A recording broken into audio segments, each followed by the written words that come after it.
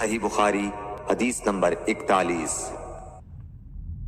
حضور اکرم صلی اللہ علیہ وآلہ وسلم نے ارشاد فرمایا کہ جب ایک بندہ مسلمان ہو جائے اور اس کا اسلام عمدہ ہو، یقین و خلوص کے ساتھ ہو، تو اللہ اس کے گناہ کو جو اس نے اس اسلام لانے سے پہلے کیا معاف فرما دیتا ہے، اور اب اس کے بعد کے لیے بدلہ شروع ہو جاتا ہے، یعنی ایک نیکی کے عوض 10 گناہ سے لے کر 700 گناہ تک ثواب، اور ایک برائی کا اسی برائی کے مطابق بدلہ دیا جاتا ہے، مگر یہ کہ اللہ تعالیٰ اس برائی سے بھی درگزر کرے اور اسے بھی معاف فرما دے، یہ بھی اس کے لیے آسان ہے۔ صحیح بخاری حدیث نمبر 42۔ رسول اللہ صلی اللہ علیہ وسلم نے فرمایا کہ تم میں سے کوئی شخص جب اپنے اسلام کو عمدہ بنا لے، یعنی نفاق اور ریا سے پاک کر لے، تو ہر نیک کام جو وہ کرتا ہے اس کے عوض 10 سے لے کر 700 گناہ تک نیکیاں لکھی جاتی ہیں، اور ہر برا کام جو کرتا ہے تو وہ اتنا ہی لکھا جاتا ہے جتنا کہ اس نے کیا ہے۔ صحیح بخاری حدیث نمبر 43۔ رسول اللہ صلی اللہ علیہ وسلم ایک دن حضرت عائشہ رضی اللہ تعالی عنہا کے پاس آئے۔ اس وقت ایک عورت حضرت عائشہ رضی اللہ تعالی عنہا کے پاس بیٹھی تھی۔ آپ صلی اللہ علیہ وسلم نے دریافت کیا، یہ کون ہے؟ عرض کیا، فلاں عورت، اور اس کی نماز کے اشتیاق اور پابندی کا ذکر کیا۔ آپ صلی اللہ علیہ وسلم نے فرمایا، ٹھہر جاؤ، سن لو کہ تم پر اتنا ہی عمل واجب ہے جتنے عمل کی تمہارے اندر طاقت ہے۔ اللہ کی قسم، ثواب دینے سے اللہ نہیں اکتاتا، مگر تم عمل کرتے کرتے اکتا جاؤ گے، اور اللہ کو دین کا وہی عمل زیادہ پسند ہے جس کی ہمیشہ پابندی کی جا سکے، اور انسان بغیر اکتائے اسے انجام دے۔ صحیح بخاری حدیث نمبر 44۔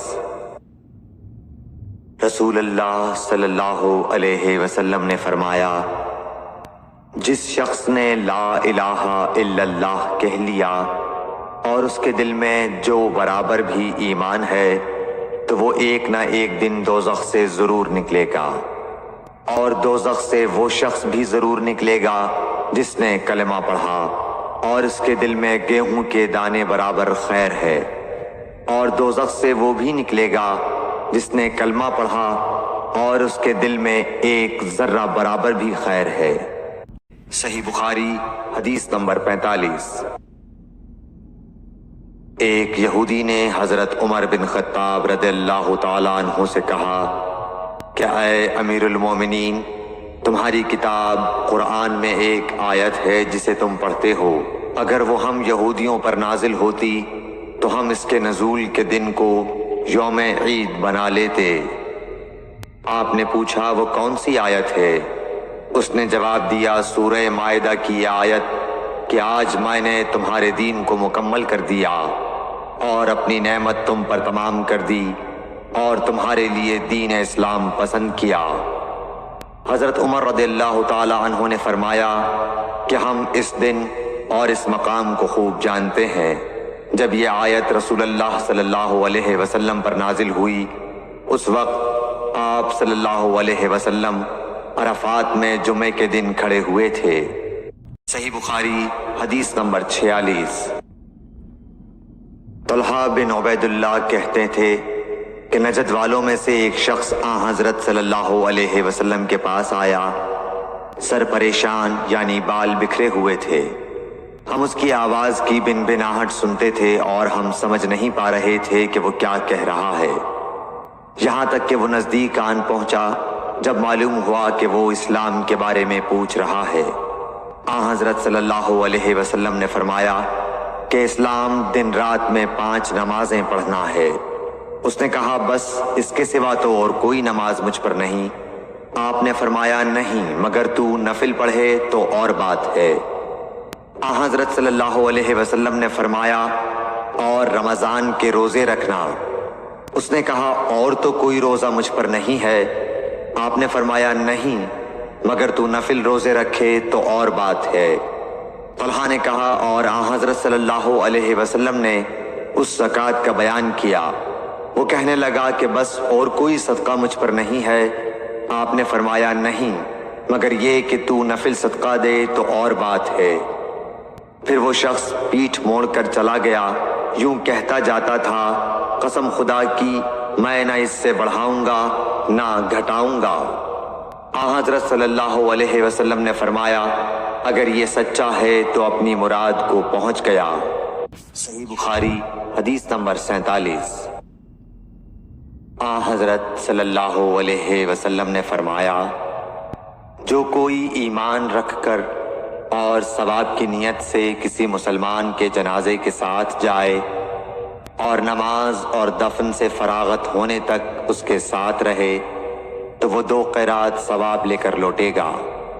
ہر قیرات اتنا بڑا ہوگا جیسے احد کا پہاڑ۔ اور جو شخص جنازے پر نماز پڑھ کر دفن سے پہلے لوٹ جائے تو وہ 1 قیرات ثواب لے کر لوٹے گا۔ صحیح بخاری حدیث نمبر 48۔